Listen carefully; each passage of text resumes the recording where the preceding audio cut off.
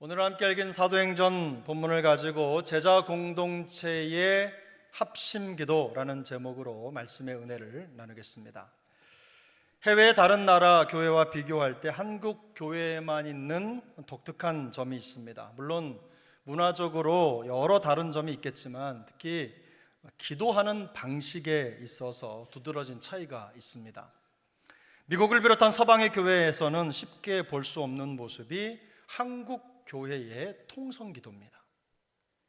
요즘은 한국교회 부흥이 그 기도에 있다는 것을 알고 그것을 배우려고 하는 교회들이 있습니다. 하지만 미국을 비롯한 대부분의 외국 교회에서는 주여 삼창, 주여 주여 주여 하는 주여 삼창 있죠? 이 주여 삼창하고 모든 성도가 함께 합심해서 함께 소리를 내 기도하는 이 합심기도 문화를 거의 찾아볼 수가 없습니다. 그래서 외국 사람들은 통성기도를 한국식 기도라고 부릅니다. 오래전부터 몇몇 미국 신학교에서는 한국교회의 통성기도를 연구하고 그것의 성경적 원리를 찾아서 석사나 박사 과정에서 학생들에게 가르쳤습니다. 제가 다녔던 학교도 그렇게 가르치는 교수가 있었는데요.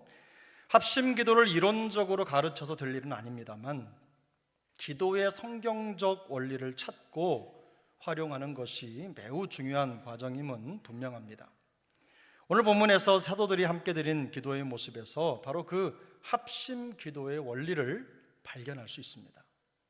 베드로와 요한은 산헤드린 법정에 붙잡혔다가 석방이 되었습니다. 공회가 두 제자를 징벌할 만한 어떤 혐의점도 찾지 못했기 때문에 그들을 석방할 수밖에 없었습니다. 결국 공회는 제자들에게 예수의 이름으로 말하지도 못하고 가르치지도 못하도록 위협만 하고 풀어줄 수밖에 없었습니다. 그런데 예수 그리스도의 부활을 전하지 말라고 금령을 내린 것입니다. 그러나 제자들은 이 명령에 불복합니다. 제자들이 그 명령에 불복한 이유는 분명합니다. 사람의 명령에 복종하는 것보다 하나님의 명령에 복종하는 것이 옳은 것임을 확신했기 때문입니다. 법정에서 풀려난 제자들은 곧바로 자신들의 동료에게로 돌아가서 그곳에서 있었던 전후 이야기를 소상히 알려주었습니다.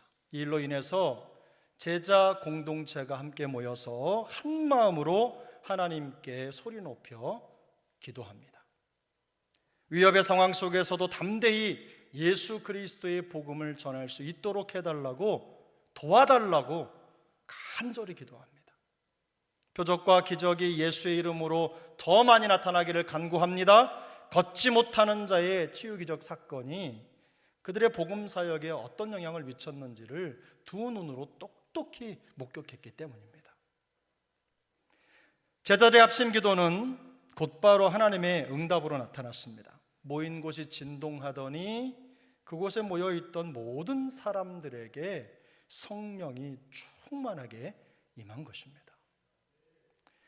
큰 위기의 순간에 공동체가 함께 기도하는 것은 무엇보다도 중요할 것입니다. 교회는 어려운 난관이나 세상의 위협 때문에 위기를 겪는 것이 아닙니다. 기도하지 않기 때문에 중심을 잃고 쓰러지는 것입니다.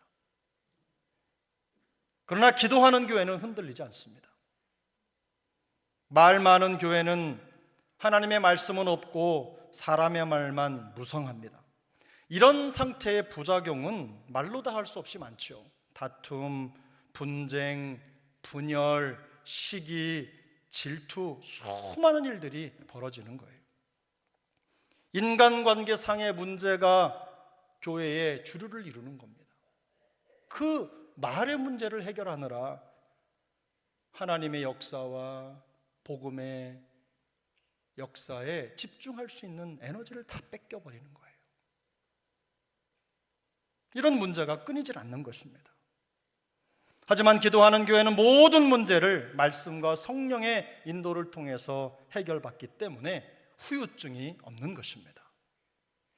우리 세종환교회가 진정으로 기도하는 교회가 될 수 있기를 바랍니다. 무엇보다도 온 교회가 합심해서 기도하는 기도 공동체가 될 수 있기를 예수님의 이름으로 축복합니다. 그런데 오늘 본문에서 제자들이 하나님께 올려드린 기도의 내용에는 합심해서 기도하는 공동체가 가지는 몇 가지 중요한 원리들이 담겨 있습니다. 본문을 살펴보면서 마음을 같이하여 기도하는 합심 기도 공동체의 원리를 함께 나눠보도록 하겠습니다. 우선 합심 기도 공동체의 첫 번째 원리는 한 마음으로 부르짖어 기도하는 것입니다. 한 마음으로 부르짖어 기도하는 것. 본문 24절이죠. 그들이 듣고 한 마음으로 하나님께 소리를 높여 이르되, 그들이 듣고 한 마음으로 하나님께 소리를 높여 이르되. 세상의 위협에 대해서 초대교회가 행한 가장 우선되는 대응 방법은 모여서 대책을 논의한 게 아닙니다. 그들은 기도했습니다. 한 마음으로 하나님께 소리를 높여 기도한 것입니다. 다른 것으로 공의의 위협에 대한 대책을 세운 것이 아닙니다. 한 마음으로 소리를 높여 통성으로 기도하는 것이 첫 번째 되는 그들의 대응 방법이었어요. 이것은 실제로 초대교회가 무엇보다도 기도에 힘쓰는 공동체였다는 것을 잘 보여주는 일례입니다. 사실 성도에게 이보다 더 자연스럽고 당연한 것은 없을 것입니다.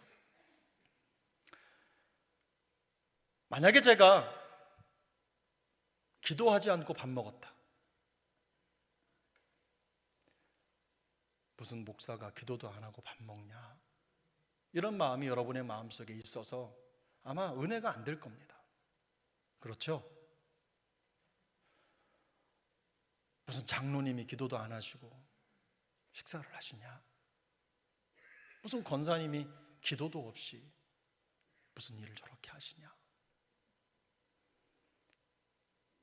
모든 일에 우리는 먼저 기도하는 것이 너무 익숙하게 돼 있어요. 그래서 밥 먹을 때 기도하고, 후식 나오면 기도하고, 커피 나오면 기도하고, 그런 일들이 너무나 다반사죠. 그만큼 기도가 우리 일상 속에 깊이 들어온 겁니다. 기도는 모든 교회 모임과 성도의 삶에 필수적인 요소가 된 것이죠.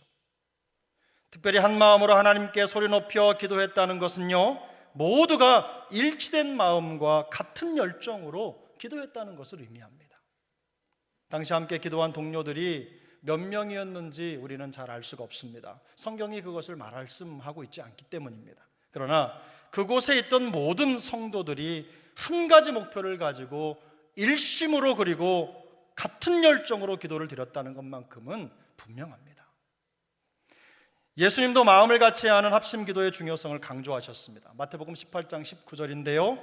진실로 다시 너희에게 이르노니 너희 중에 두 사람이 땅에서 합심하여 무엇이든지 구하면 하늘에 계신 내 아버지께서 그들을 위하여 이루게 하시리라. 이루게 하시리라.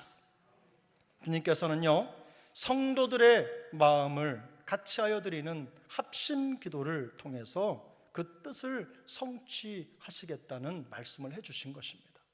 우리가 드리는 합심 기도가 하나님의 뜻을 이루는 거룩한 도구로 쓰임받는다는 것이에요. 과거의 특정 교파에 속한 교회에서는요, 크게 소리를 내서 기도하는 것을 터부시 여겼습니다. 금지한 거죠. 그래서 기도하고 막 소리를 조금만 크게 내면 가서 옆에 가서 옆구리를 쿡쿡 찌르고 막 등을 흔들어 깨우고 그러기도 해요.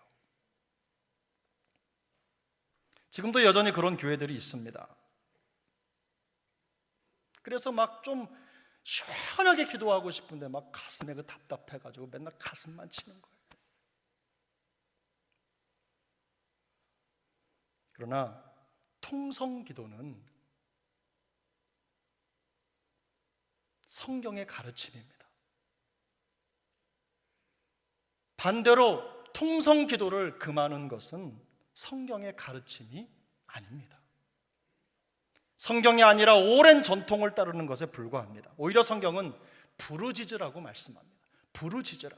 제가 이 부르짖으라는 말을 성경에서 찾아보면요, 수도 없이 나오는 거예요.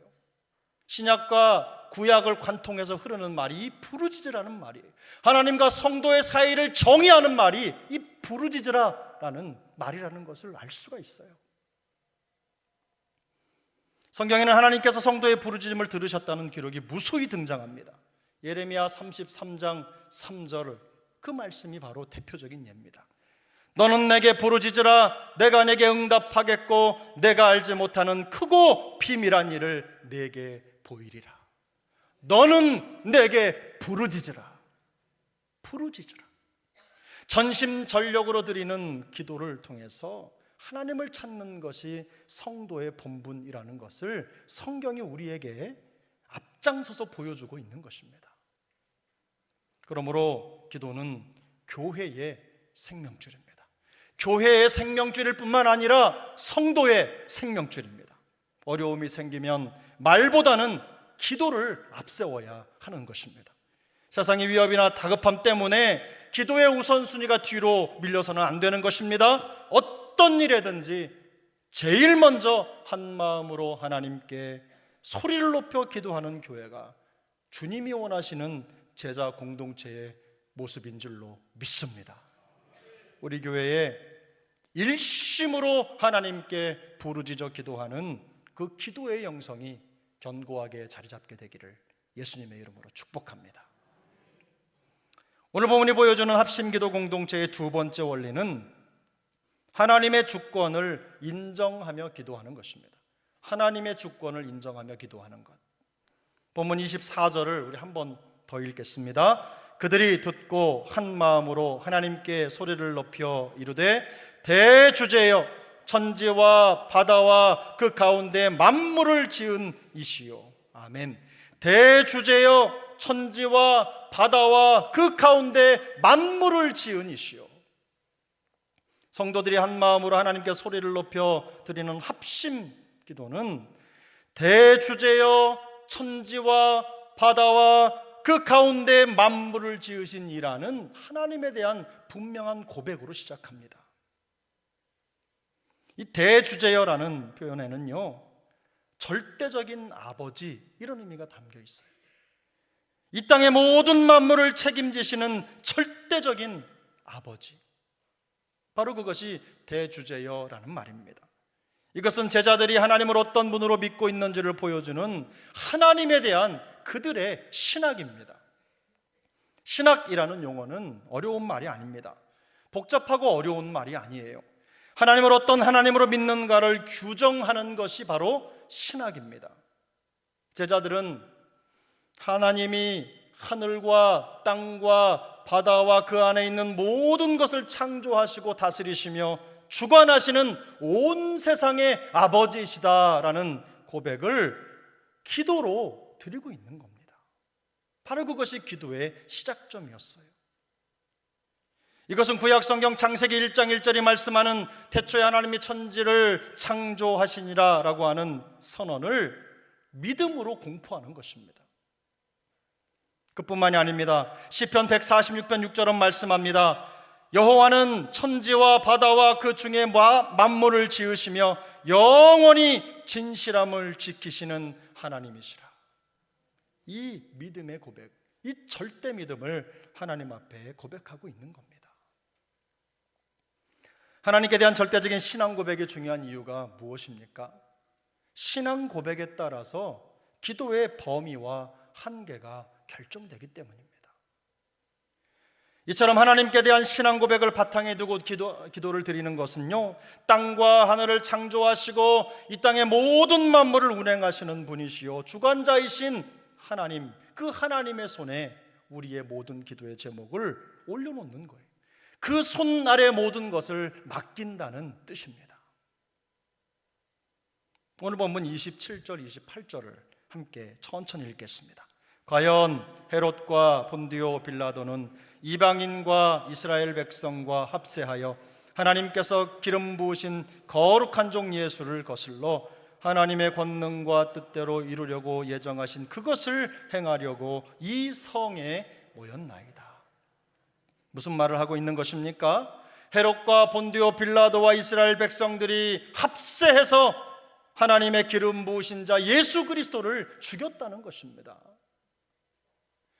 예수님을 스승으로 모시고 장차 나타날 메시아의 왕국을 기대하며 기다리던 제자들로서는 최악의 상황이 찾아온 것입니다. 그러나 그 최악의 상황은 온 세상을 구원하기 위한 하나님의 구원 계획이 완성되는 시간이 되었습니다. 모든 것이 하나님이 세우신 계획의 일부였습니다. 악한 자들이라도 하나님이 쓰시면 얼마든지 선을 이루는 도구가 되는 것입니다. 이것이 바로 만물을 창조하시고 운행하시는 하나님의 주권에 모든 것을 맡겨야 하는 이유입니다. 하나님은 선으로 악을 갚으시는 분이십니다. 악을 선으로 바꾸사 하나님의 권능과 뜻과 계획을 성취하시는 하나님이십니다. 그런 하나님이시기 때문에 우리는 모든 것을 그분께 맡겨드리는 것입니다. 창세기 50장 20절을 함께 읽겠습니다. 50장 20절입니다. 당신들은 나를 해하려 하였으나 하나님은 그것을 선으로 바꾸사 오늘과 같이 많은 백성의 생명을 구원하게 하시려 하셨나니. 아멘. 이것은 야곱의 아들 요셉이 자기를 애굽에 팔아넘긴 형들에게 한 말입니다. 벌벌 떠는 형들에게 이 말로 위로한 거예요. 노예로 팔려간 요셉의 현실은 최악이었습니다. 그야말로 최악이었습니다. 그러나 하나님은 최악의 상황을 구원을 위한 최선의 기회로 바꿔주셨어요. 최악을 최선으로 바꾸신 것입니다. 요셉은 만물을 통치하실 뿐만 아니라 자기 인생을 섬세하게 이끌어 가시는 살아계신 하나님의 주권을 자기의 신앙으로 고백하고 있는 것입니다. 옛말에 어느 구름에 비 올지 모른다. 우리가 흔히 어느 구름에 비 들었는지 누가 알아? 이런 말 하죠. 들어보셨죠? 앞으로 어떤 일이 어떻게 일어날지 예측할 수 없다는 속담입니다. 물론 하나님의 섭리를 몇 자 안 되는 세속적인 속담에 다 담을 수는 없습니다. 그러나 우리가 살면서 겪는 수많은 일들, 수많은 만남, 수많은 사람들과의 어떤 관계를 통해서 하나님이 어떤 방법으로 어떻게 역사하실는지 아무도 모른다는 거예요. 그래서 모든 순간에 영적으로 긴장을 늦출 수 없는 것입니다. 누구를 만나든 어떤 상황이 됐든 하나님이 그 상황을 통해서 나를 어떻게 만들어 가실지, 어떻게 역사하실지 우리는 예측할 수가 없는 거예요. 분명한 것은 하나님은 우리가 경험하는 모든 것을 통해서 하나님의 권능을 나타내시고 뜻과 계획을 성취하실 수 있는 분이라는 것입니다. 이걸 믿으셔야 돼요. 하나님의 주권과 통치가 닿지 못하는 곳은 없습니다. 그러므로 교회는 이 땅의 모든 것을 주관하시고 통치하시는 주권자이신 하나님을 인정하는 데 있어서 한 마음이 되어야 합니다. 그 한 마음으로 하나님께 기도해야 하는 것입니다. 이런 교회 될 수 있기를 소망합니다. 다음으로 합심기도 공동체의 세 번째 원리는 하나님의 개입과 간섭을 열망하며 기도하는 것입니다. 하나님의 개입과 간섭을 열망하며 기도하는 것. 오늘 본문 29절 30절입니다. 함께 읽습니다. 주여 이제도 그들의 위협함을 굽어 보시옵고 또 종들로 하여금 담대히 하나님의 말씀을 전하게 하여 주시오며 손을 내밀어 병을 낫게 하시옵고 표적과 기사가 거룩한 종 예수의 이름으로 이루어지게 하옵소서 하더라. 아멘.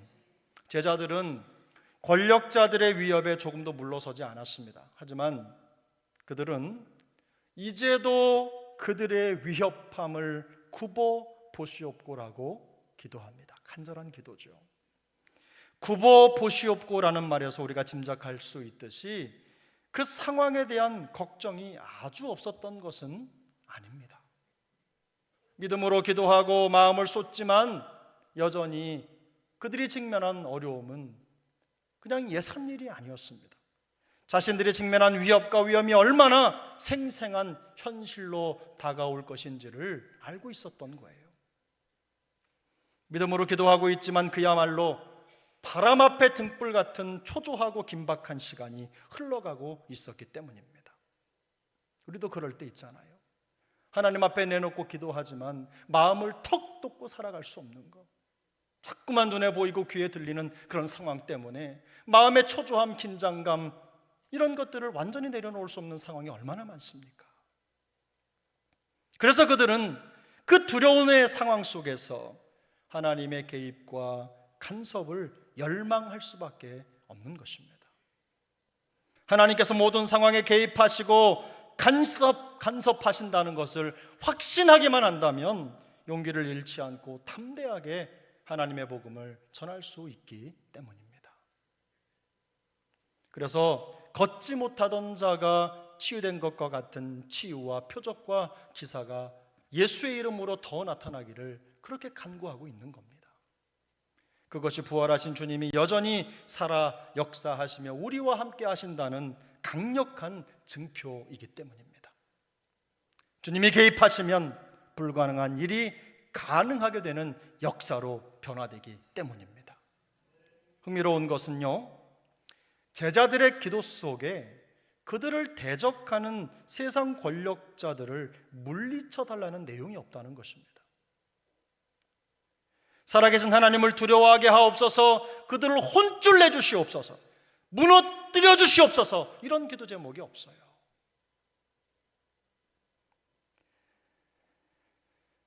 악인의 불행이 나의 기회가 되게 해달라는 기도 제목이 없습니다. 그 대신에 담대하게 말씀을 전하게 해달라고 기도합니다. 쉽게 말해서 계속되는 영적 전쟁터에서 적군이 약해지고 무력해지기를 기도하기보다는 담대한 말씀의 사람으로 살게 해달라고 간절하게 기도하는 겁니다. 상대방이 약해지라고 기도하지 않습니다. 더 큰 믿음의 능력으로 강해지게 해달라고 기도하고 있는 겁니다. 베드로전서 5장 말씀입니다. 5장 7절부터 9절까지의 말씀을 우리 함께 읽겠습니다. 너희 염려를 다 주께 맡기라. 이는 그가 너희를 돌보심이라. 근신하라, 깨어라. 너희 대적마귀는 우는 사자같이 두루다니며 삼킬 자를 찾나니 너희는 마음을 굳건하게 하여 그를 대적하라. 이는 세상에 있는 너희 형제들도 동일한 고난을 당하는 줄을 알미라. 아멘. 사실 우리가 사는 세상은 우는 사자와 같이 삼킬 자를 찾는 마귀의 권세가 지배하는 현장입니다.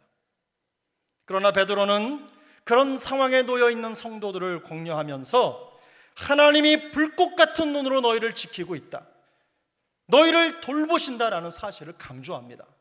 거기에 더해서 믿음을 굳건히 하여 믿음으로 세상을 대적하는 것, 바로 그것이 세상이 약해지기를 기도하는 것보다 더 중요하다는 것, 바로 그것이 먼저 있어야 될 우리의 기도 제목이라는 것을 강조하고 있는 것입니다. 성도는 세상이 크고 강하기 때문에 무너지는 것이 아닙니다.